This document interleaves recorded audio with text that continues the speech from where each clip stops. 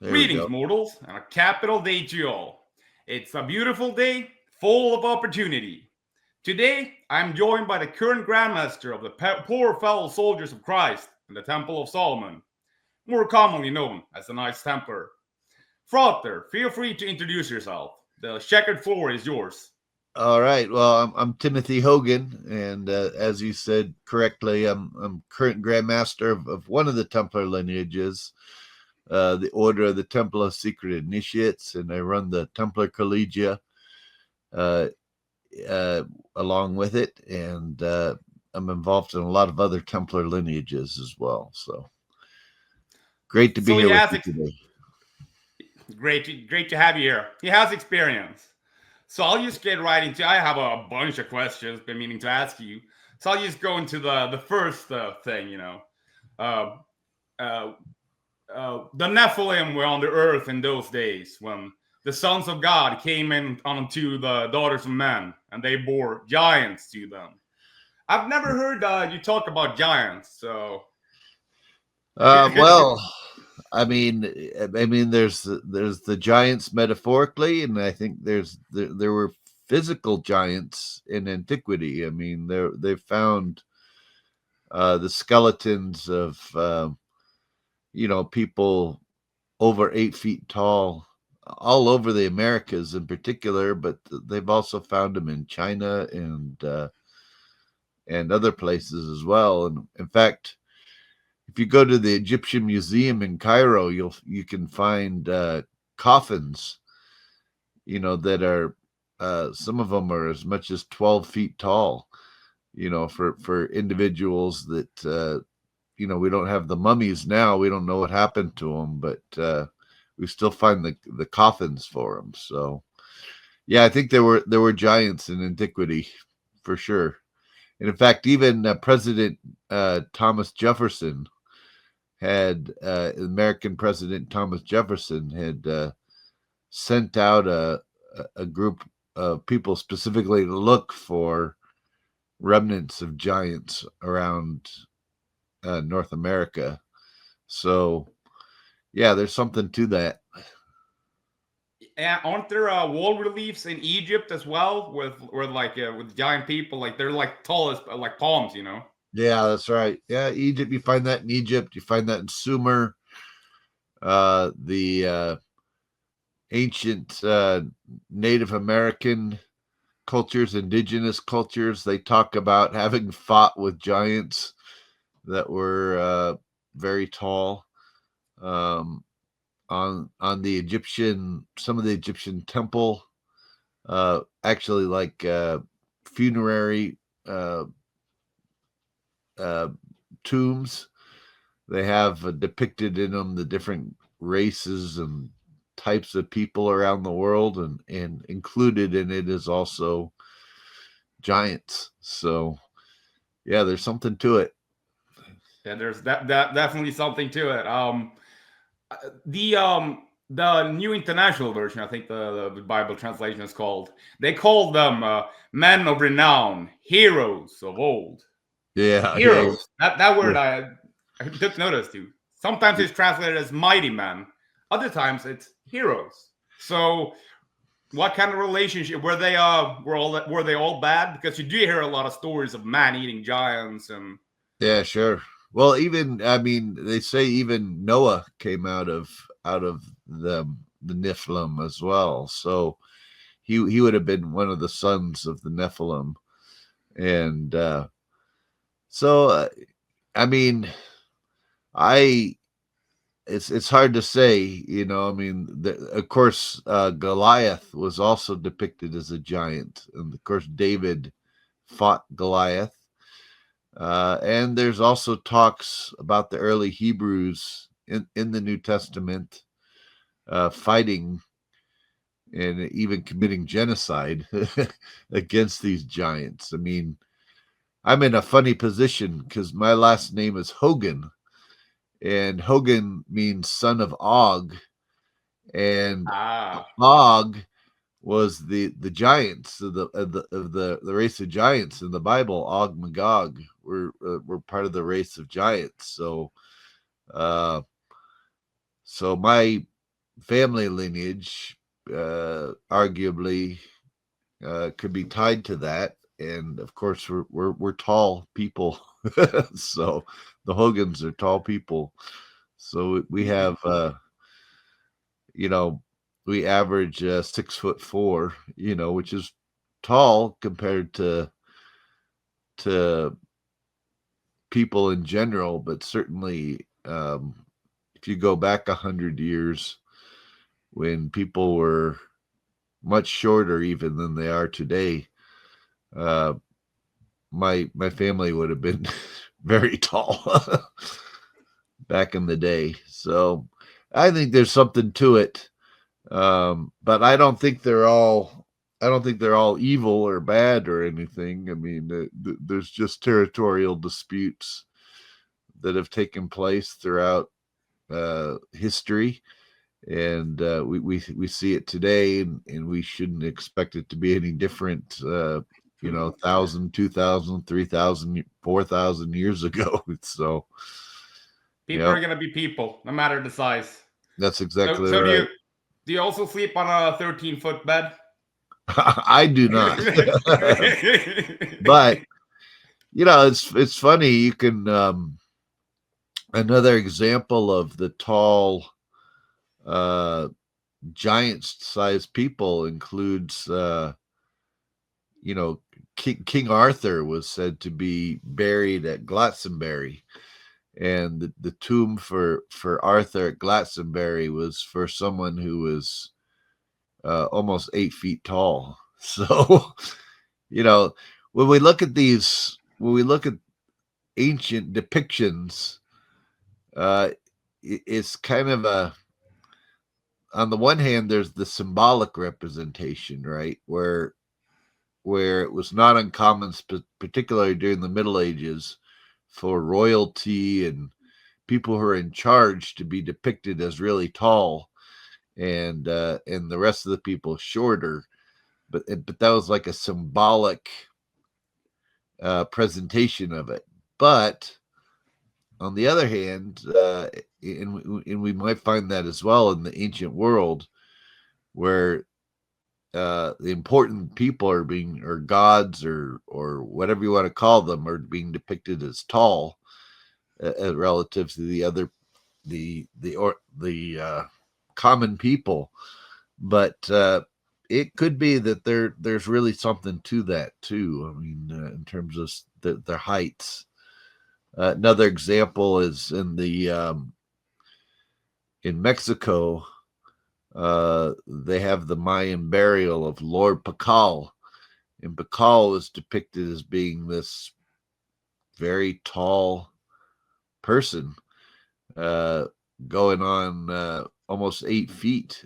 When you consider the population at the time from average people was only about 4.5 feet, So he would have been a giant, no doubt. Yeah, because a lot of people seem to get really hung up on like the Book of Enoch, where they're described as being very malevolent and the Sure. sons of fallen angels. But when you read scripture, like just read Genesis, it doesn't clearly say which side mated with. And when I think back to Gilgamesh, I mean, he started out as a cruel, tyrannical ruler, but then the gods sent Enkidu to come show him what's what, and then he had this redemption arc, and he became a hero. That's right. That's right. Yeah, and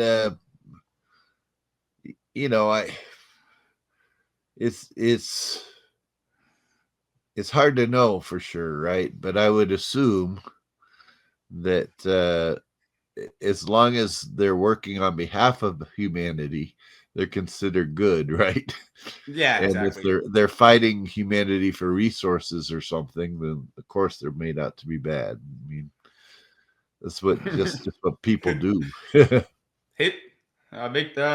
History is written by the victors, as they say. That's right. It'd be really interesting I was talking with my last interview. I was talking with Phoenix Aurelius. He's a great alchemist. Yeah.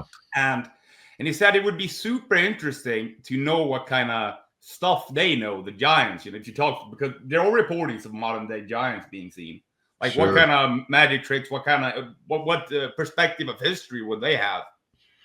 Well, if you remember, like Tubal-Cain, for example, of the Bible, I mean, he would have been of that line, and of course, he was deemed with being the inventor of metallic operations by fire. So, which would be alchemy. Oh. So it would suggest that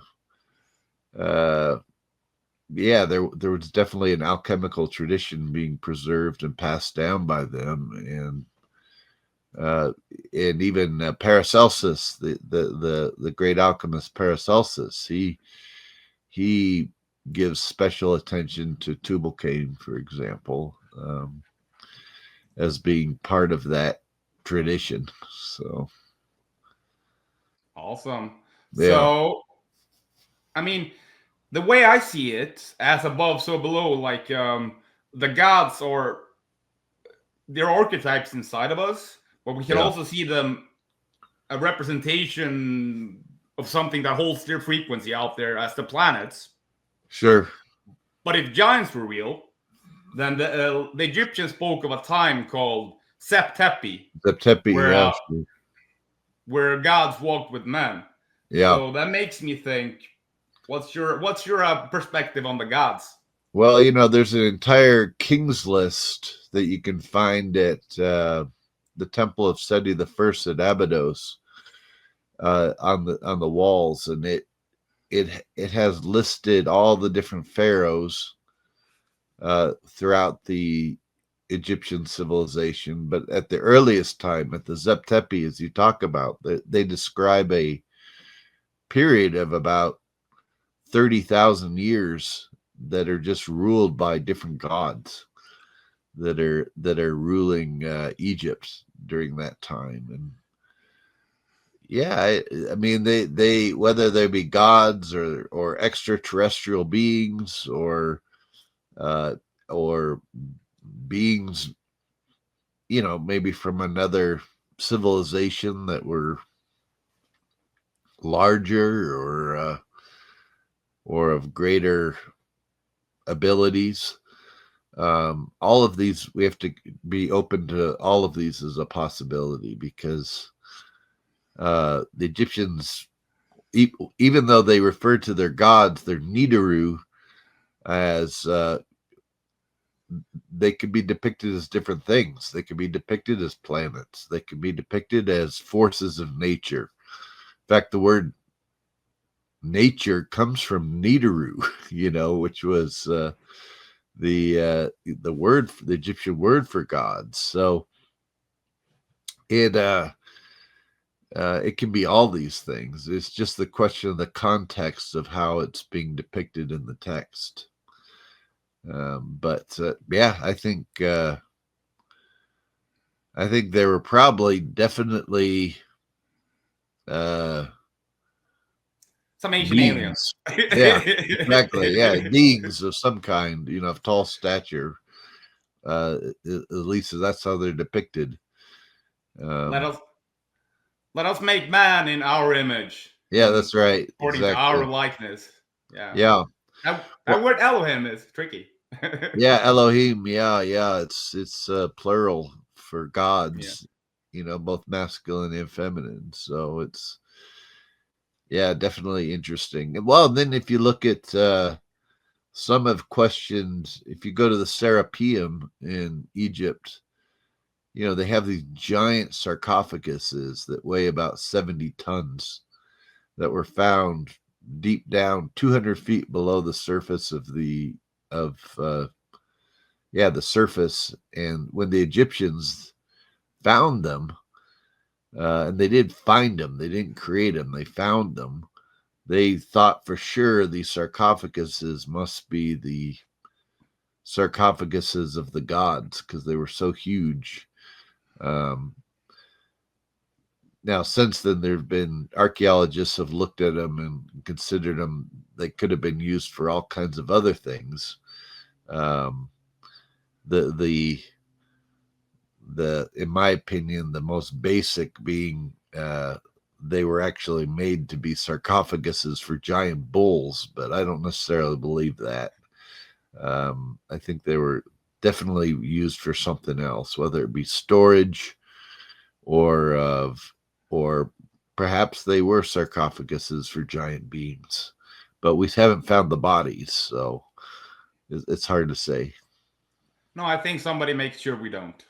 Yeah, for sure. It's definitely true. That's definitely true. The what's amazing about those boxes as well, I mean, just the cutting is amazing, but they have like maybe a 2 feet, width to move inside the tunnels. So right. how not doing that with slaves.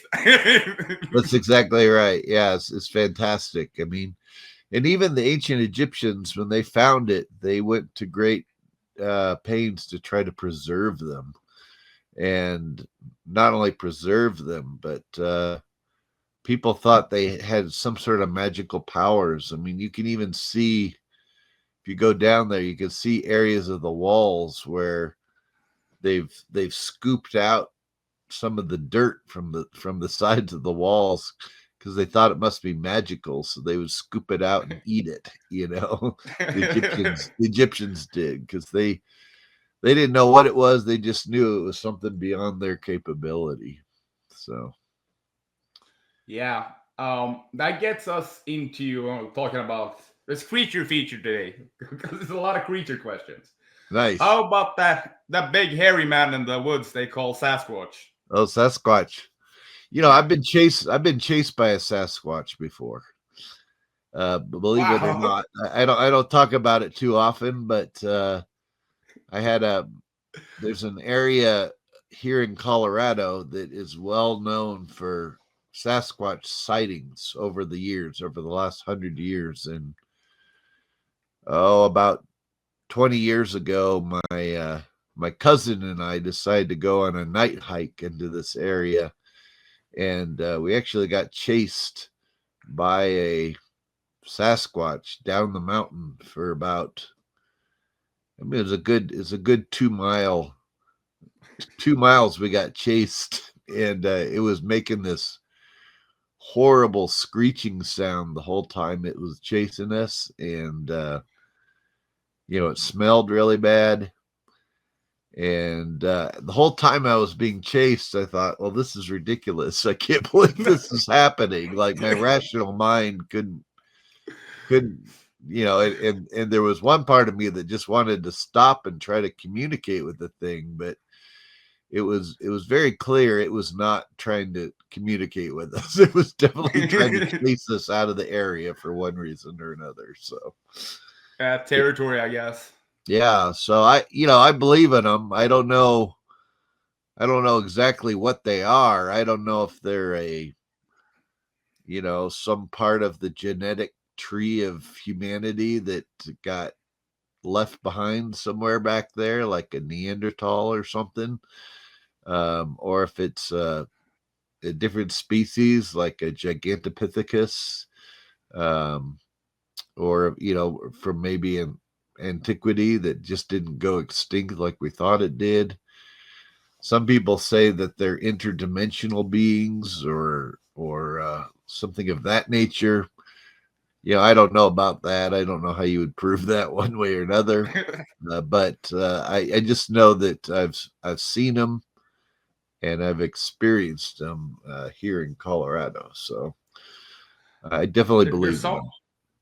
There's some theories that, when you hear the story about the Anunnaki using a primitive hominid on the planet to mix, that it was Bigfoot, that they mixed our DNA. Yeah, maybe. Could be. I mean, who knows? Who knows? Yeah, speculation, really. Yeah, I just know the people have seen families of them here in Colorado. There was, in fact, recently there was a footage of, there were some people on a train actually that were going through the mountains on a train, and they saw one of these Sasquatch out their window, and they actually got video footage of it, and it was all over the news here in Colorado. But it's it's a pretty common sightings here in Colorado. So I Yeah, don't and know what they are, but I've seen enough footage, and I've seen in person, had enough experience in person to believe in for sure. yeah, just millions of people can't be lying. There's so many reports, hundreds of years. I mean, back to the Native Americans even. Yeah, that's right. So it seems implausible that everybody would just be making it up. I mean, some Yeah, people they don't say anything for like 30 years because right. people are gonna make fun of them. Yeah, what I do know is they seem to be, um, they have families.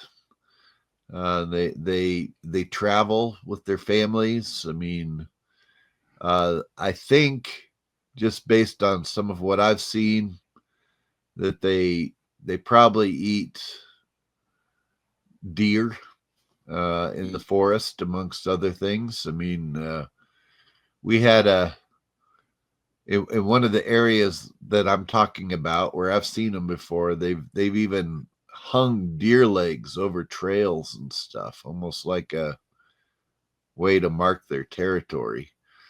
And they also communicate sometimes with tree knocking, like you see in if you ever watch any of those shows on them. I mean, they do that. They knock. They'll hit a tree to and make a knocking sound sometimes to communicate. And I don't know. It's fascinating to me. Yeah. But I don't have all the answers for that at all. I don't even have, all I have is my experience. And the amazing thing is that they some stories they grow to be like 15 feet, like Right. way That's past. true. So how does a 15-foot creature hide in the woods? Yeah, for sure. For sure. I don't know. Yeah, the one that chased me was probably only about 8 or 9 feet, but that was still really tall. That's plenty And big. yeah, I thought for sure. I didn't know what was going to happen if it caught me. I don't know. I just kept running and with my cousin, and we eventually made it to our car, and we just like drove out of there. So I think if it wanted to catch you, it would have. yeah, I think so too. I think so too. I had always hoped. I mean, I go back up into that area all the time, hoping to run into it again, but I haven't had any run-ins since. So It's not on demand. yeah, that's right. But there's an interesting cryptid up in Michigan. You heard of Mm. the Michigan Dogman? Oh yeah, for sure. Yeah, yeah, yeah. Yeah, and I don't know what that's about either. I don't know if that's just a Sasquatch that's being miscategorized, or if it's actually like some sort of a werewolf, or or just a dog man, man with a unusual, could be, person. There is that genetic condition where some people get hair that grows all over their face. Maybe it's something like that. I mean, it's hard to know. It's I've listened to I guess thousands of stories because I'm really interested in the topic. It's just crazy that stuff being out there, and Yeah, they're definitely not Sasquatch. They're definitely not people. They're definitely something, some kind of creature because they walk on yeah, all fours. Uh, Dogman does or Bigfoot doesn't do that, yeah, and and one thing that's everybody always describes like 99% of the time they're amber eyes. It's like somebody described it as sunlight shining through a glass of whiskey, that kind of oh wow, color. wow, wow. And when everybody who doesn't even hasn't even heard these stories reports that, you're like, there's something to it. Yeah, Everybody can't be lying. yeah, I'm sure there is something to it. Yeah, there's I think there's a lot more out there, um, than we give credit to sometimes, and it could be that there are beings that are maybe from another dimension potentially, that slips into ours, or even from another point of space-time, a different parallel universe or something, that can slip in here at times. I mean, I've had enough weird experiences that I'm open to a lot of things. Yeah, I mean, they're even studying it now at Skinwalker Ranch, and there are a lot of stories at Skinwalker Ranch of portals opening up and Yeah. things stepping out of them. So that would be my theory as to how they can hide, because they enter portals and come out of them stuff. Yeah, something like that. I mean, it's got to be something like that. So another theory is that at least in the case of Dogman, because they look like werewolves, that they're skinwalkers. Right. What do you know about skinwalkers, and do you think that's possible to shift into an animal? Well, That's again, crazy. we do. They're recorded as being all over the place on Western Colorado, where I live, and I have had friends who've had experiences with, they believed, with skinwalkers on their ranch, and yeah, I mean, I've never seen anything like that, but that doesn't mean it doesn't exist.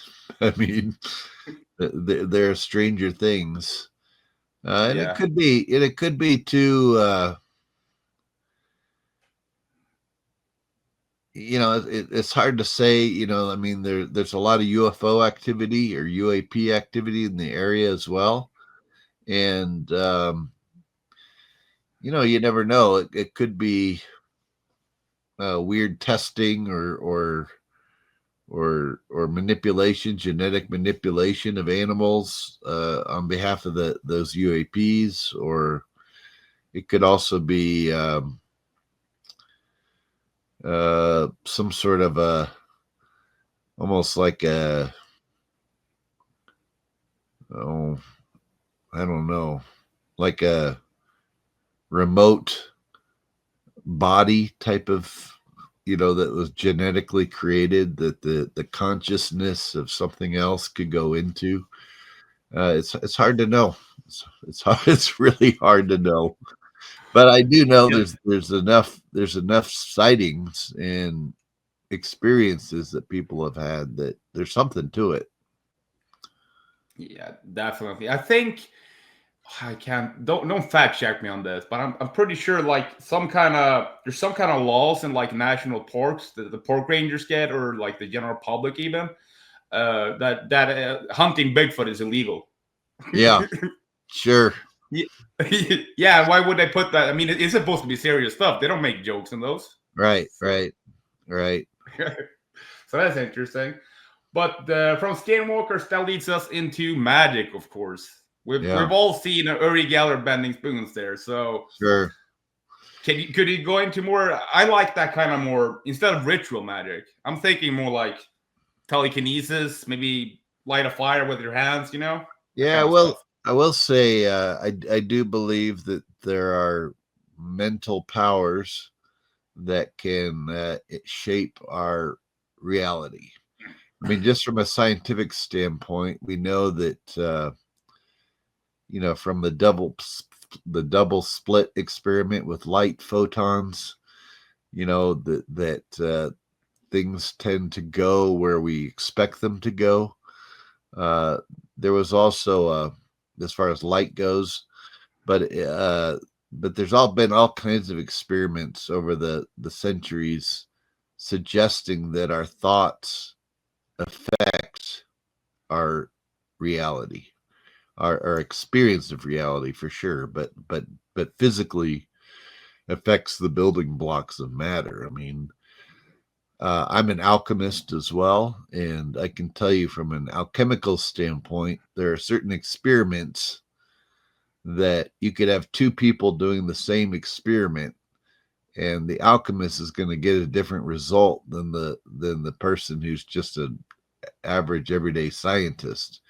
And it really has to do with the visualization ahead of time of what you're anticipating the outcome to be.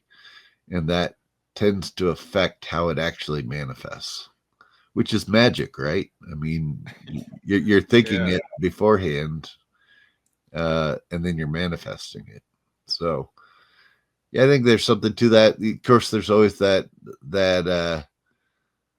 I don't know who said it, but they basically said any form of science that's not sufficiently understood uh, could appear as magic to Ye- people who don't know it. You know, Yeah, so exactly.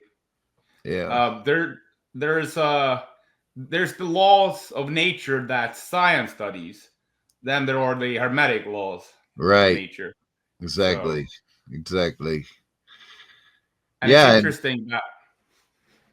interesting that there's a freedom of information or declassified CIA document where they actually studied this, and it showed that like intention, like the way you think mentally, yeah, like right. projects into the future or whatever, and then it slowly realizes like back to you, like it's manifestation pretty much, but Yeah, that's from the right. CIA. Yeah, yeah, for sure. Yeah, there's something to it. Well, and then of course, there's been all those experiments with water too. You know, where you put intention onto the water and then you freeze it, and things that are chaotic end up showing up as chaotic fractals. Of the water once it's frozen, whereas you know thoughts of healing and harmony and love end up producing harmonious crystals from when it's frozen. And there's a lot of things to that. It's suggesting that water has memory. But again, it's we are programming it with our intentions. And let me give you another example of this that I really like, and I don't think is talked about enough. But it has to do with early in the 20th century when scientists were starting to study subatomic particles. They they found that whatever subatomic particle they could conceive of, they actually found evidence of. And so they created what was called a particle zoo, because there were so many hundreds of subatomic particles that they were finding proof of based on because they were looking for it. So that what they did then is they decided that you can't create a working scientist or a working science out of this. I mean, everything they could conceive of, it seemed like, was manifesting out of the quantum field. So what they had to do was narrow down their definition of a particle in order to create a working science to study it, which means that our entire science right now could be just a subset of a much bigger universe of particles and everything else than scientists are willing to acknowledge at this time. But it all goes back to whatever they could visualize. That's what they found coming out of the quantum field. So it really does suggest that our thoughts have a impact on uh, what's manifesting out of that quantum field. And of course, in more ancient times, that quantum field was just referred to as the ether, right? Yeah, So just it's gonna say really that. really the same thing, just a new definition of it. So yeah, And scientists do like cutting corners to fit their theory. Like the speed of light, they noticed it kept changing, kept like they kept getting different values. So eventually, they just back in the late 1900s, they just yeah, like let's define what the speed of light is. right. That's very true. Yeah. Well, and when you consider even the fact that if we accept the fact that the universe is expanding, which there's some debates about that, whether it is or not, but but if it's expanding, if you have something going the so-called speed of light, from one point to another, if it's doing that within the medium that's expanding, technically it could go faster than the speed of light, the set speed of light. So just by the very nature of the medium that it's within. So, they don't talk about that so much, but I think it's interesting about light. Sir Isaac Newton said the changing of body, the changing of light into bodies and bodies into light is very comfortable in the course of nature, which seems to delighteth in transmutation. And but he was suggesting that actually physical things are just the condensation of light itself, which is kind of an interesting concept to think about. So yeah, exactly. I mean, if my hand were working at a different frequency than matter, I would just go straight through. that's true. Yeah. So when we're talking about the ether, I've heard synchronicity described as like etheric grooves you like enter. What's your idea of synchronicity? It's I think, ever-present reality for all those who have eyes to see. yeah, I think, I believe we live in a consciousness field, right? That it's all mind stuff that we're operating in, and it's all consciousness consciously becoming more conscious. And so it is constantly seeking out ways to connect to come to greater levels of awakening. And I think that's what synchronicity is. I mean, it's validation of is bringing the things together that need to come together to bring about greater awareness in any given situation. And because that's all the universe is trying to do all the time. It's just constantly trying to become more aware and more awake. And I think we are just a part of that process. A fractal within a fractal. A fractal within a fractal, yeah. A drop of the ocean that contains the whole ocean. That's exactly right. Yep. Yep. Yeah. So when we're talking about the Hermetic laws, some people would like to claim that the Kabbalion is not a Hermetic text, that it wasn't sourced from. What's your idea of the Kabbalion? Kabbalion is it really is more of a Neoplatonist text. So it's a Neoplatonic text, is what I would call it, with some. But I mean, it is based off of certain Hermetic principles, like as above, so below, and those principles can be found in the Corpus Hermeticum, as well as on the Emerald Tablet of Hermes. But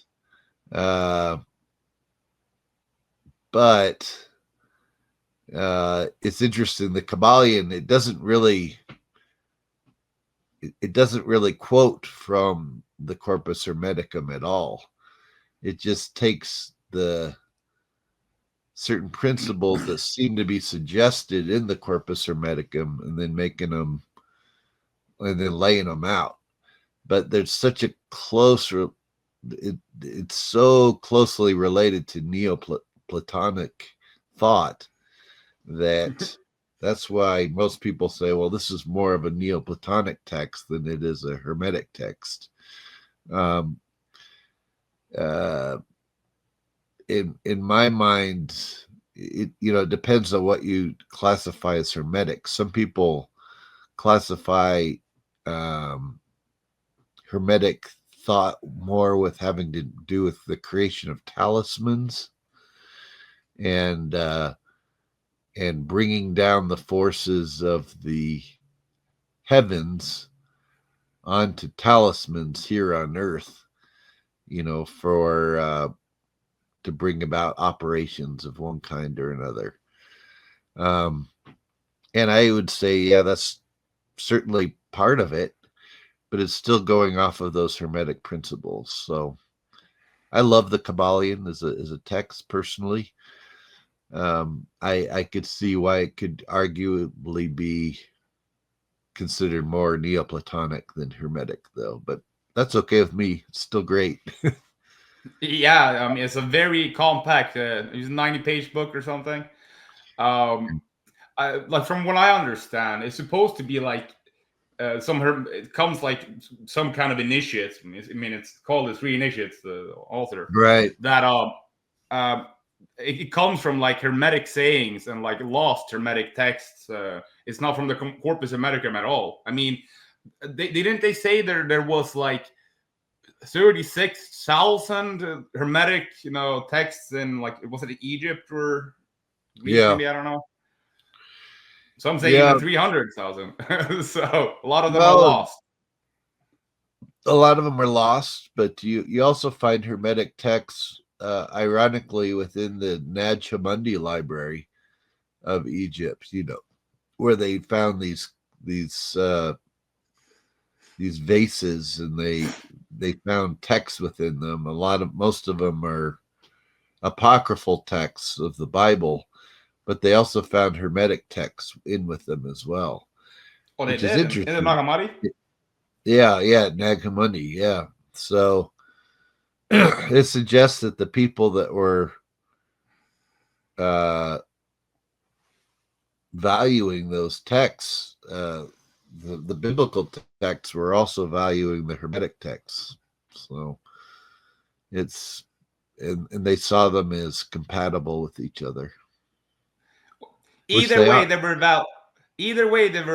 valuing the Good Shepherd.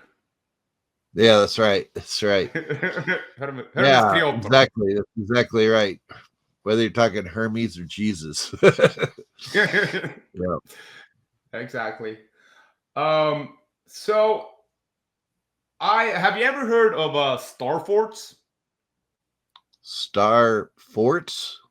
Yeah, star forts. No, Let me see if I can if I pull it up here. Star forts.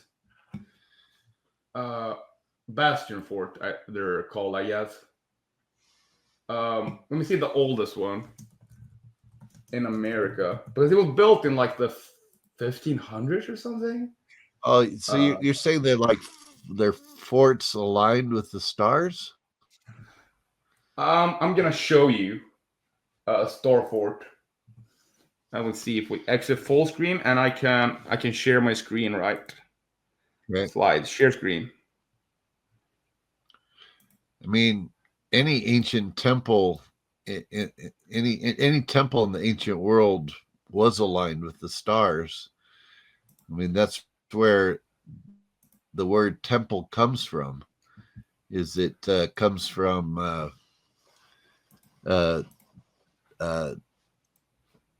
the word for time in Latin, and so it was really, and we measured time by the fixed stars of the zodiac. So hence why it was called a temple to begin with, because it could be used to measure time based on the stars. Here you have an example. Yeah, they're pulsed. Yeah. You see how they look like somatic, like almost like snowflakes, Right. And the thing is, the earliest star fort in America, it was before the 1600s, and it's like millions of blocks. How did people carry that during, like, and it was in the West, like Wild West, back then, the frontier. Yeah. I'm just gonna build a million block star fort up here, and some people say the Knights Templar built them. That's why I was asking. Well, there are similar structures to that can be found even in the Amazon, actually, but going back 12,000 years. So not even recent, but like ancient. They're uncovering them in the rainforest right now as they've been burning down trees to create farmland and such in the Amazon. They've discovered these same structures that seem to be aligned with different star constellations, and also the solstices and the equinoxes. And you find that all over the place, but it's hard to it's not unique. I mean, all temples are aligned with star constellations, and hence why they're called a temple, because templum means time, and it has to do with the how star constellations are aligned, and how you track those that's what gives us time. So templum has a double meaning of both, being like a temple of worship, but it's also a place that's aligned with the stars. So those forts are really just temples. Yeah, it does look like it. Yeah. Like speaking about my previous guest, Phoenix Aurelius, he explained to me just from a scientific level how astrology works, and it's that like every planet, every star, every heavenly body sends out light, and that's a frequency, which that affects you. Yeah, And that's just the most scientific way of looking at astrology. for sure. And I we think feel there's different when the probably sun is up. yeah, I think there's probably something to the fact too that when you're born at certain times of the year, there are different physical conditions in the environment during that time of the year. I mean, if you're born at a time where it's really snowy out, for example, and cold, and you're having to be bundled up really tightly to keep you warm as a baby, that being your introduction to the world is going to be very different than a baby that's born in a hot climate, where you don't need to even have any clothes on, in order to be cool. So I think those conditions do affect us as we come into the world. Yeah. If you're born in a time where you're having to have a lot of clothes on to keep you warm because it's cold out, that might tend to impress upon your consciousness, even from at the age of a baby, that you need more things around you to keep you alive, which may in turn make you more materialistic, as you grow up. So I think while there's energies that come from star systems and planets and things of that nature, I think there's also just it acts as a giant clock, which the zodiac acts as a clock, which helps define different months of the year present different conditions in our physical environment, which absolutely can impress upon us even as a baby, as we grow up, from when we enter into this world. Oh yeah, I believe it. So, Yeah. How do you say it from the Illusion Mysteries? Kakion, Kikion, Kakion, the drink. You heard of it, right? Oh yeah, sure. Yeah. From the Eleusinian Mysteries. Yeah. From the yeah. Sure. So do you have any? Because I know Amork claims to like their traditions go back all the way to the Illusion Mysteries. Yeah. I don't So do you think have any? they don't provide any Evidence, yeah. psychedelic drinks, though. I've been through all the Denmark temple degrees, which are great, but they don't provide any psychedelic drinks for you to have or anything like that. So. But Wow. yeah, I mean, there was, I think all over the ancient world, within the mystery traditions, they would concoct something that would be psychedelic in nature, um, so that your perspective of the world changed, and the intention behind it was to say, look, you think your world is so stable and unchanging, but then once you take this, it gives you a totally different perspective of things. And so what does that mean?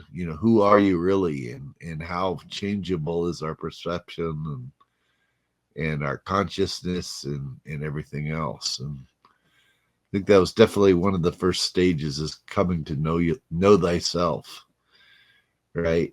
And know what are your thoughts, and how are they generated, and how do our perspectives change under different circumstances. So Yeah, I think it was Dennis McKenna who said that the only reason drugs work is because we're made of drugs. right, The chemicals that interact with each other, Isn't there yeah, a for sure. church in America that has the license to is it ayahuasca or like shrooms? I don't know. Ayahuasca church. Yeah, sure. There's Yeah, ayahuasca church. yeah. And there's some native traditions that, of course, use peyote for a similar thing. All these things have DMT in them, or dimethyltryptamine, which is really what causes the hallucinogenic properties, especially when taken with an inhibitor like Syrian rue or something like that, which allows the hallucinogenic properties to become more active. And yeah, DMT is interesting because they haven't proven that it's generated in the brain, but in the spinal fluid we have DMT, and you as a Mason would probably think the yeah, spine is pretty important. yeah, for 33 sure, degrees of the spine. for sure. There's it is interesting within Masonic tradition. One of the plants that's emphasized is the acacia, and there are certain forms of acacia which are really rich in DMT. And if you were to prepare them alchemically, that's what you would get. If you were to do the extractions on that acacia, what you'd get out of it would be DMT, which is pretty interesting. Yeah, and even in Egypt, they worship the blue lotus, which is Yeah, a blue lotus, which is an mild aphrodisiac. mild psychedelic Uh, as well. yeah, and they had that, and also they'd work with that in acacia as well, and also uh, a few other plants in the area, but they all had these different properties to them for sure. You don't often think about psychedelics and such when you think about us as Westerners having a tradition. But for instance, the Vikings, they eat Amanita muscaria, I think. Well, its That's origin, right. but probably, yeah, That's to right. enter Well, they also Transeast. made honey mead. They make mead out of honey, and which has its own properties to it. And Yeah, and the Scythians, who were the ancestors of the Vikings, I would be willing to bet. They would set up a teepee and then throw cannabis on the smoke, on the flames, and view the smoke. Yeah, supposedly that's what they say. I mean, Yeah. there's lots of there's so many different types of psychotropic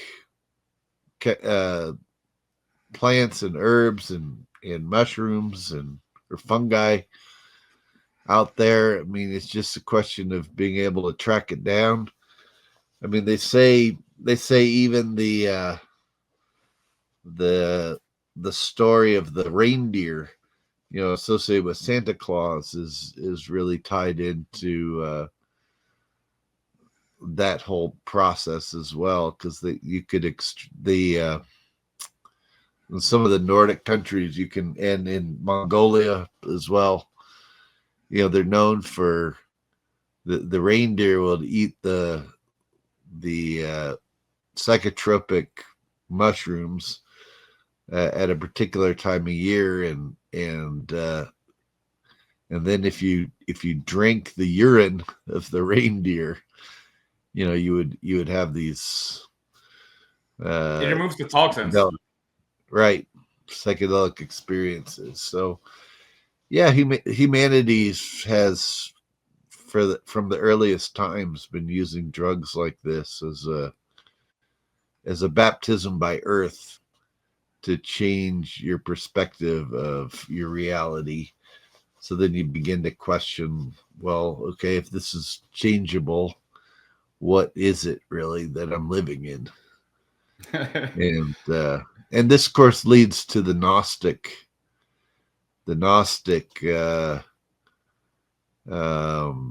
path, right? Which involves through your own efforts, attempting to have these experiences with this greater consciousness or this greater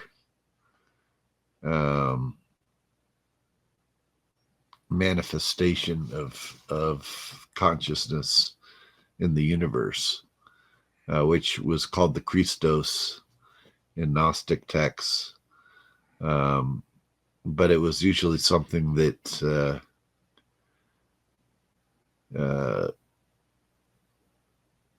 when texts would refer to making Christ our husband, for example, it was talking about the wedding chamber of Sophia, representing the individual soul uniting with that universal consciousness, and that's where Gnosis comes into being, or divine experiential knowledge.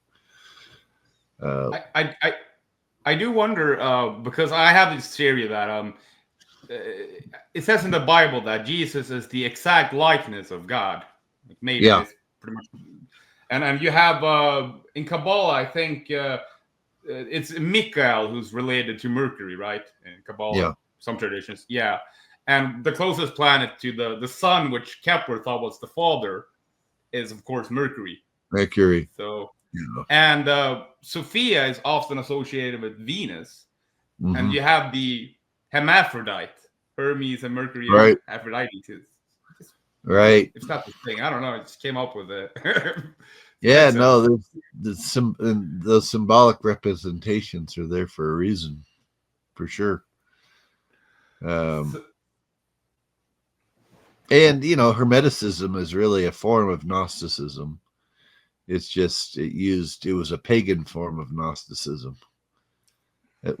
So yeah, well, they both use the term Gnosis, right? So yep, so both are Gnostics by definition. That's exactly right. Yeah. So here's something I'm willing to bet you nobody's ever asked you in an interview. Okay. What do you know about the free gardeners?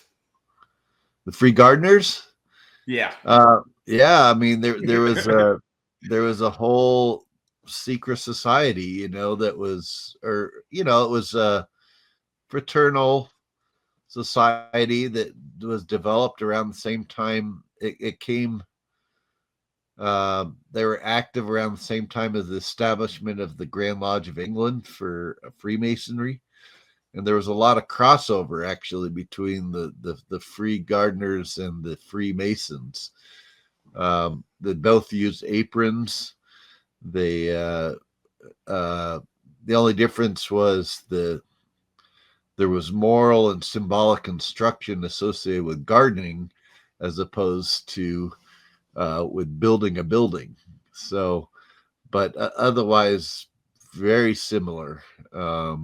And it could be argued for sure that many of the people who established the Grand Lodge of England in 1717 for Freemasonry they belonged to other organizations at the time too, including the Free Gardeners. There was also a group known as the Kabbalah Club that they belonged to.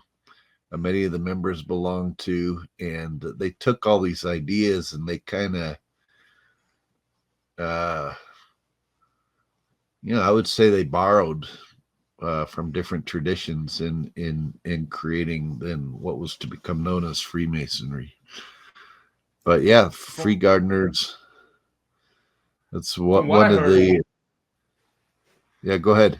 What I heard is that when the Freemasons built their buildings, it was the Free Gardeners who made the gardens afterwards. Yeah, there's probably something to that. One of the things I look at from a Templar perspective is so many of these things came out of the Templars originally. I mean, there was we have to remember that the Templars were known for being these knights, but they also had stonemasons within their order.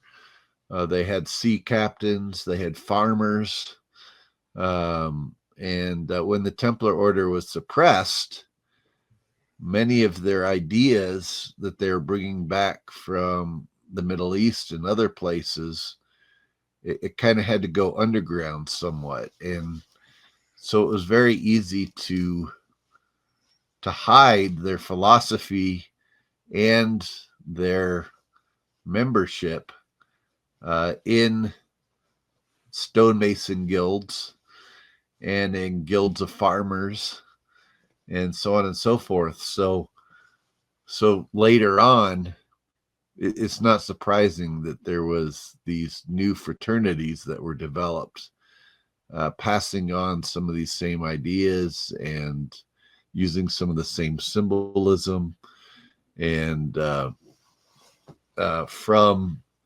passing on these sacred ideas, Gnostic and Hermetic ideas, for example,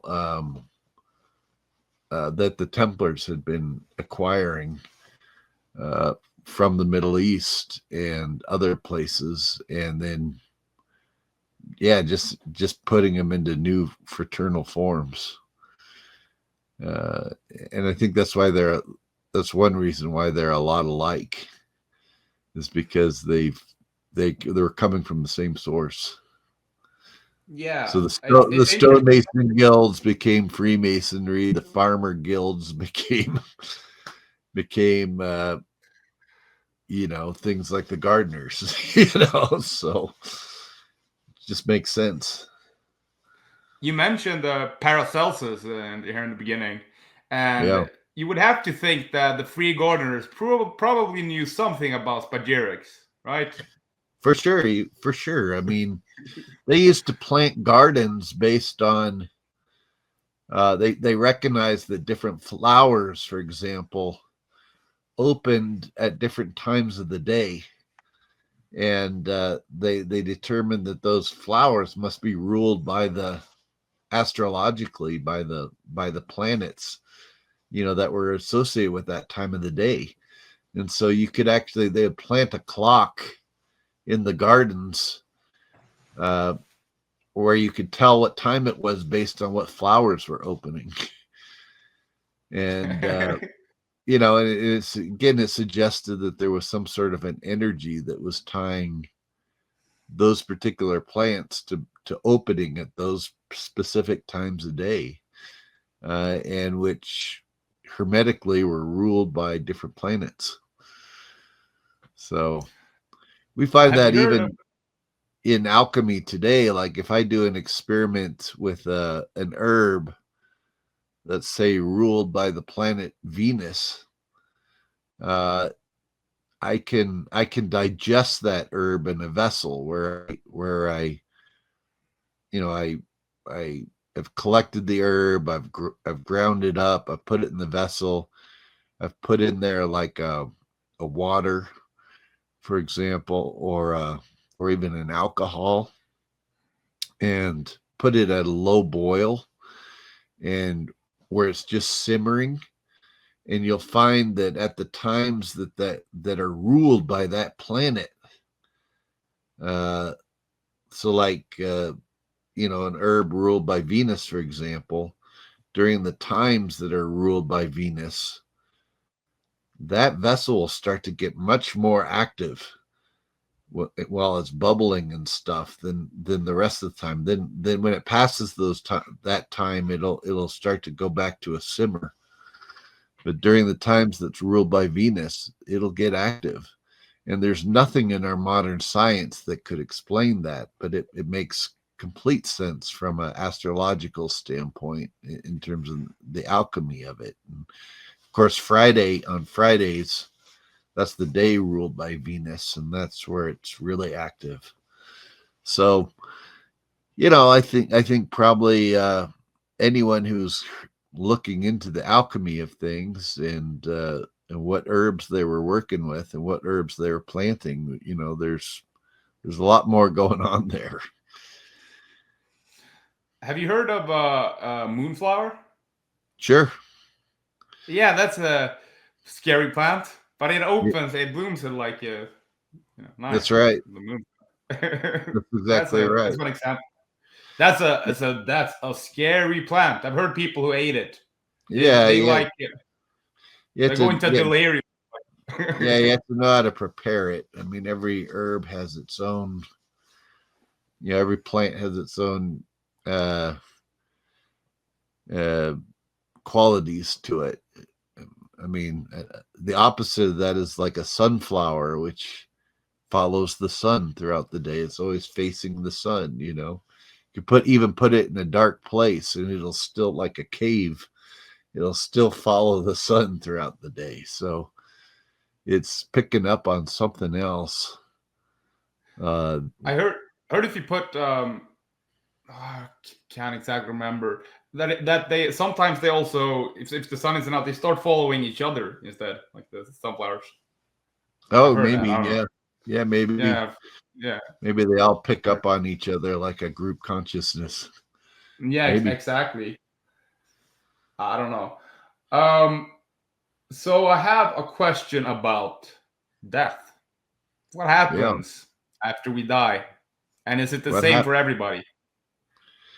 I think everybody goes through a period of after you die. You go through a period of reevaluation of your life. I think. For anybody who's done astral projection, when you leave your body, you're able to experience things that are really happening, but it almost is like a dream state that you're experiencing it. And I think it's the same way when we die. When you die and you leave your body, you kind of enter into this consciousness field or plane, and it is kind of like dreamlike, I think. But during that time, you're given the opportunity to evaluate your life and also to prepare for your next life in terms of what challenges that you want to have to face, that they'll help you with the things you need to learn or to become better at. Um, and I think we also choose our parents based on, amongst other things, their genetic uh, challenges. Um, people people like to think of themselves as slaves to genes, but actually genes can be turned on or off based on our thoughts and how our thoughts Epigenetics. yeah, how they trigger our glands in our body to release different hormones to interact with our environment, and those hormones can actually turn on or off genes. So, sometimes we can be born with genetic challenges, but it's our own internal dialogue that's affecting whether we actually activate those genes or not. And so sometimes there's a lesson there, and we choose our parents specifically for that reason, I would say. But that's all part of the process of between being dead and in your next life of reincarnating. So I mean, I did a video on near death experiences, and yeah, they have like a reliability rate of something like 95% of they're leaving their body and being able to recall what's happening in the room, who's operating on it, what they're saying, and everything. And there seems to like float out of their body, like across the roof, through the roof, and then sometimes some relatives meet you, sometimes a tunnel of light.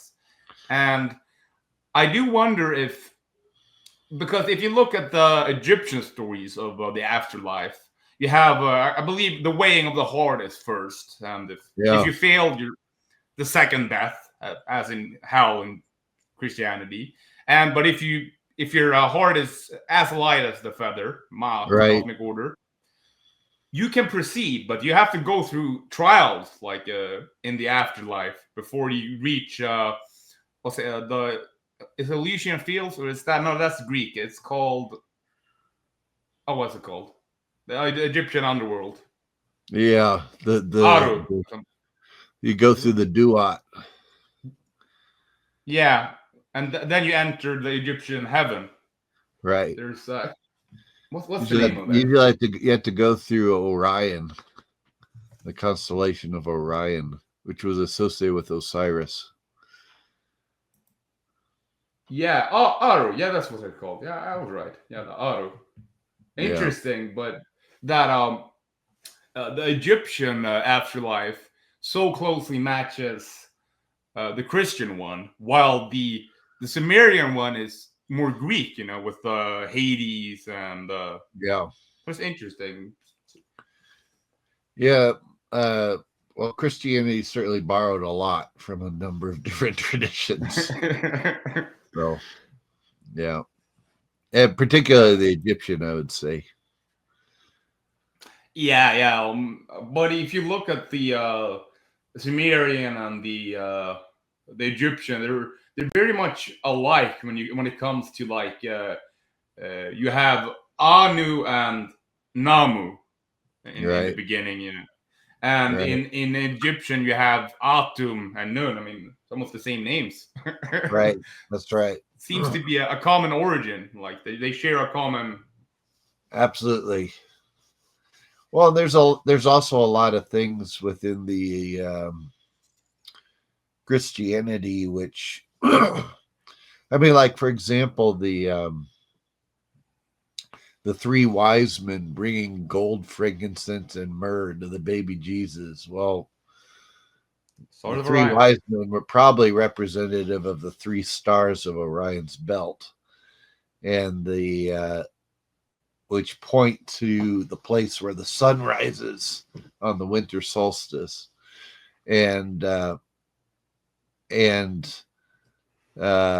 gold, frankincense, and myrrh, those were the things that every pharaoh was buried with in ancient Egypt. So, those were the three treasures of the god Osiris, who is also associated with the constellation of Orion. So that's just one example of a carry on, but then also other things like the Lord's Prayer, for example, comes directly from the papyrus of Ani, which refers to the prayer to the god Amun. And it began, Amun, Amun, who art in heaven, hallowed be thy name. Thy kingdom come, thy will be done on earth as it is in heaven. Give us this day our daily bread. You know, the whole thing comes directly from the prayer to Amun. And of course, it ends with Amen, which is really just Amun. And the word Amun actually means the hidden one. And so we shouldn't be too surprising that when the disciples go to Jesus and they say, Jesus, how should we pray? He says, well, first of all, don't go to the holy places to be seen praying like a hypocrite, but instead go inside a secret place in your house where you can hide like a closet and give this prayer. And then he gives the prayer of Amun. So he's telling the disciples to become the hidden one, to become the Amun while they're giving their prayers. So there's a lot of things like that which are found, particularly in the New Testament, these Egyptian tie-overs from earlier Egyptian myth. And just like in the Old Testament, we find a lot of things that even though, Moses is said to be raised by Pharaoh in Pharaoh's court, many of the stories associated with the Old Testament actually tie in with a number of the Sumerian myths. So I think the Bible is borrowed largely from other earlier source texts. But which doesn't negate the truth of it. It just means it's been around a lot longer than people realize. Yeah, exactly. So I mean, even how do you say it? Melchizedek? Is that the Melchizedek, yeah. high Melchizedek, priest, high yeah, priest of El Elyon, which right. according to the rabbis, they say El Elyon is an older name than Yahweh. It's It is. literally a different god he's praying to. Yeah, Than it's actually the Phoenician name for God. It's where the word El comes from. It is for God in the Torah, but originally it comes from El Elyon, which just meant the first light. the first light. Yeah, so it's like God is the first light was really what it meant. But Melchizedek, even there's some interesting. Of course, he was the first initiator in the Bible, right? He initiated Abram, and then after he initiated him, Abram changed his name to Abraham, and so that's interesting. But the Apostle Paul said that Melchizedek was without father, without mother, eternal in the heavens. Well, what exists that doesn't have a mother or a father? It just exists. The answer, of course, is consciousness. So it implies that Melchizedek represents consciousness itself. Could that be Poimandres? Could be, yeah, for sure. Maybe. What's interesting about El Elyon? I did a video. Just been researching these. If you look at the Sumerian statues or the carvings, they have bull horns on their caps. Yeah. And the symbol for Anu, he was associated with the bull. Same with Right. El Elyon. Right. I think some of that had to do with the zodiacal age in which those came out of, which was during the age of Taurus. You tend to find the iconography within every religious tradition tied in with the zodiacal age in which it came out of. So you also find like Isis, Hathor, depicted with bull horns during the age of Taurus. There was a celebration of the bull in Egypt during the time of Taurus. And then, of course, during the age of Aries, that all changed to being about the ram. And so you had Moses depicted with ram horns, and you had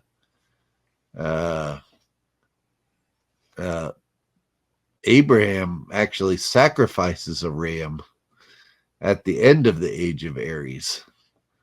He ends up, instead of sacrificing his son, he sacrifices a ram, which just represented the end of the age of Aries. But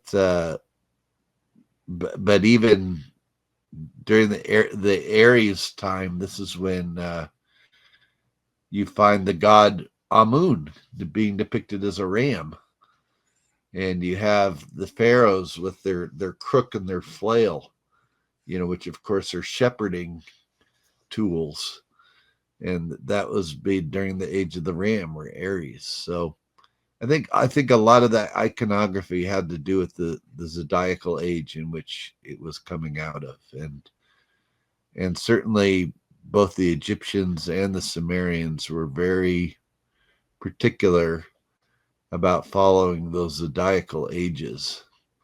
In fact, you can't even go into a temple in Egypt without seeing the zodiac on the ceiling, pretty much in all the temples of ancient Egypt.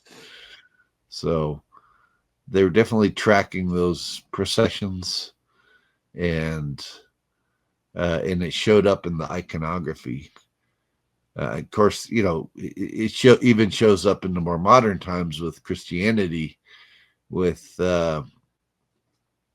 Jesus and his disciples being fishermen during the age of Pisces, which just started at the same time that Christianity started. And of course, the Jesus fish became a symbol during that time. So it's I think all of that is tied to the zodiacal symbolism. In fact, if you go to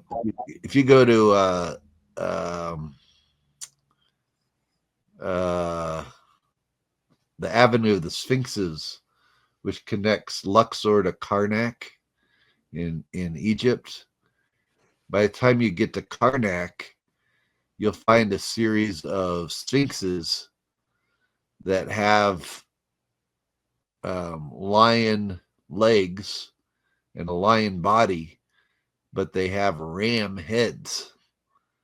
And it's because the reason why they did that is because the Egyptians were saying, look, our foundations of our civilization was back during the age of Leo, but these sphinxes are now being created during the age of Aries, which is why they have ram heads, but they have lion foundations.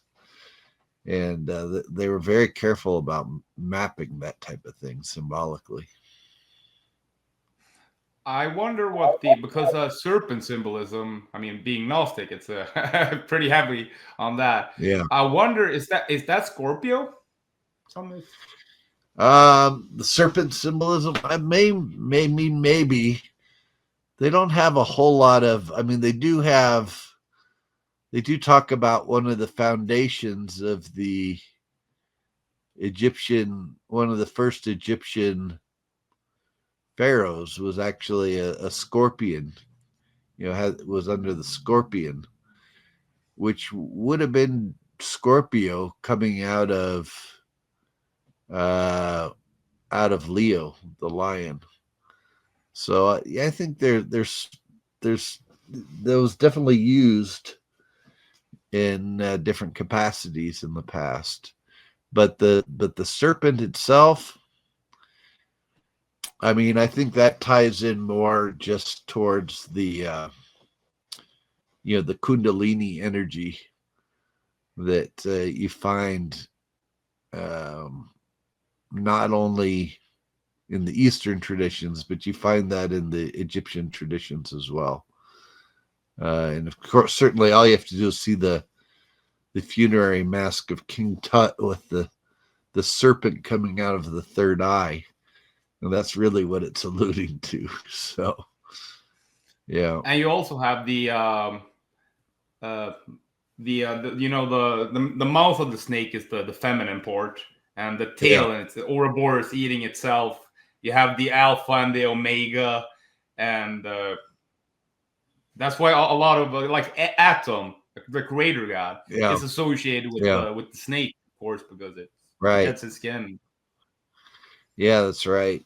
And the snake represented energy in itself. I mean, when you look at how a snake leaves its path on the ground, it's similar to the lightning bolt in the sky. And so it's, it was mapping the same idea. Though sometimes the serpent represented understanding of the physical reality, because a serpent, there's nothing that crawls closer to the earth than the serpent, right?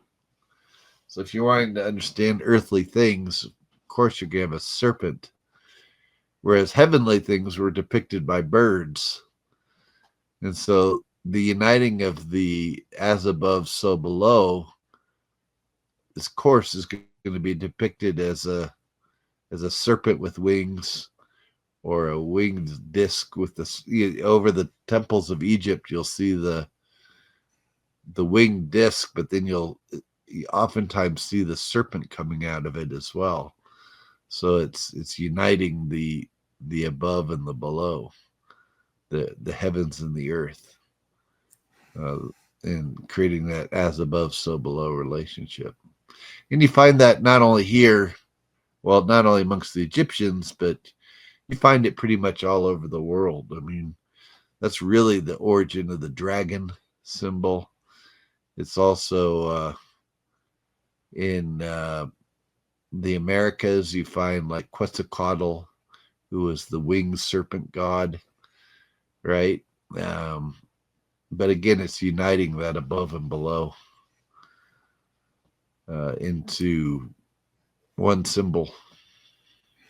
Yeah, you have, from what I understand, because I did a video on it, Scorpio, the zodiac sign, has it's special because it has 4 different animals associated with it. I guess the first one is the serpent. Then you have the scorpion. Then you have the eagle, and finally the fourth one is the phoenix. Yeah, it's like that. Yeah, different levels. Yeah, and some would say those are the different stages of the alchemical process as well. So makes sense to me. Yep. So I'm not going to keep you much longer. I only have a single question actually left.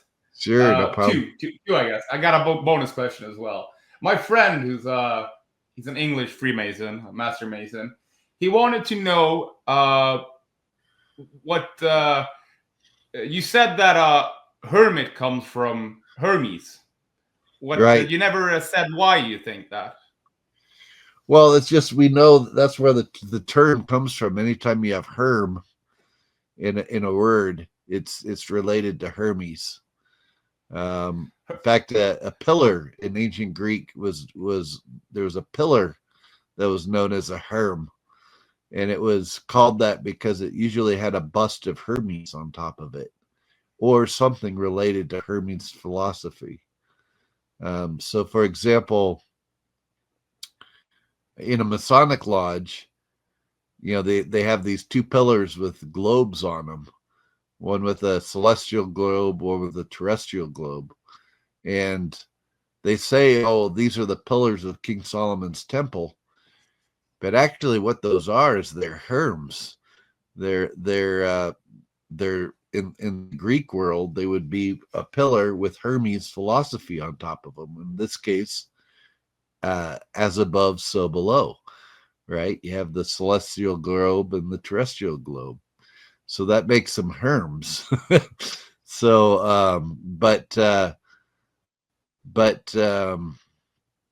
yeah, anytime you have that Herm, it's somehow tied in with Hermes. Another one is the herb Harmala, for example, which is also known as Syrian rue, which we talked about earlier. It is tied in directly to, it's called Harmala because of the Herm, which had to do with Hermes, tied in with the sciences of Hermes. So, but hermit comes from that as well, or hermetically sealed, or there's all kinds of other terms. From a Templar standpoint, when looking particularly at the Grail legends and the Grail legend of Parzival by Wolfgang von Eschenbach, which was published in the 1200s, one of the main characters in Parzival is a hermit by the name of Trevisrent. Well, Trevisrent in Old German just means threefold knower. So if you have a hermit whose name is threefold knower, that makes him Hermes Trismegistus, right? The same guy who is associated with the Emerald Tablet of Hermes and who was deemed the creator of alchemy. So that's a little bit of the Hermetic arts, and it makes sense from the Grail legends. One of the things that takes place in them is you have this Fisher King, who receives a wound, and as he gets sick, the land becomes sick. And so the whole point of finding the Grail is to heal the Fisher King, which will then heal the land again. But it's suggesting an as within, so without relationship, or as above, so below relationship between the king and the land itself. So, and there are other alchemical metaphors all throughout that text. But so we shouldn't be surprised that one of the main characters that's helping Percival throughout the whole quest is Hermes Trismegistus, or Trevisrent the Hermit. Yeah. Yeah, it's not, now that I think about it, it's interesting that it's called the Emerald Tablet, which of course is green, because if you think about the color spectrum, you have red on one side, one extreme, then you have blue, and then as the middle pillar, you have green, which is the point of balance. All of nature is green, and that's right. So on and so forth. So I wonder if that has any relation to why it's green, a green tablet.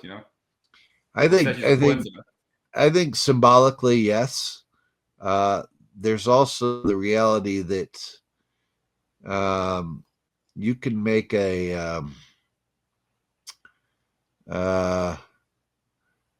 there's a way of taking copper, and you can turn it into a copper oxide that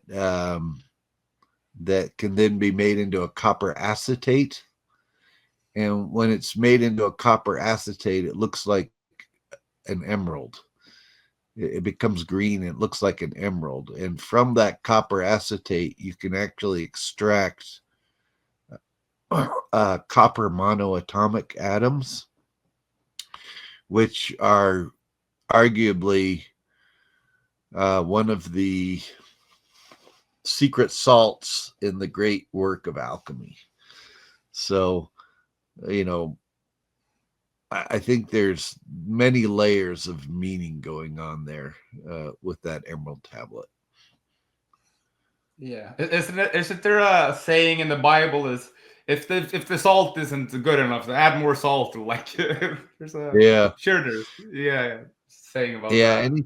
Anytime the Bible talks about salt, a white stone, manna or bread, it's usually talking about the same thing alchemically.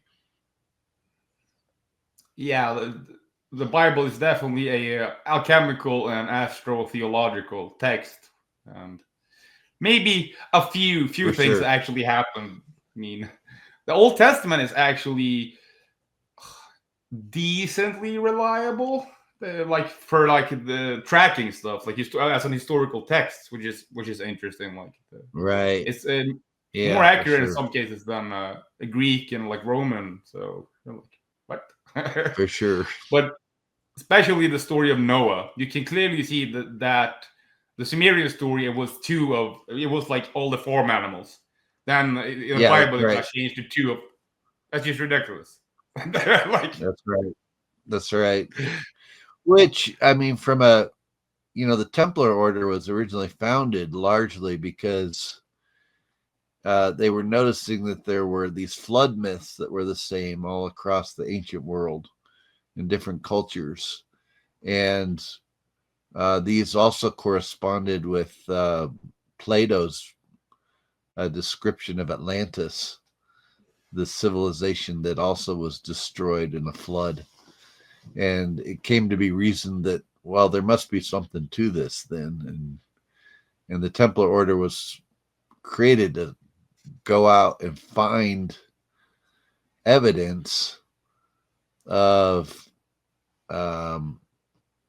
this pre-flood civilization, which was whether it be the philosophies or artifacts or even technologies that may have existed from ancient time and how they could be found and utilized, during the 1100s when the Templar Order was founded.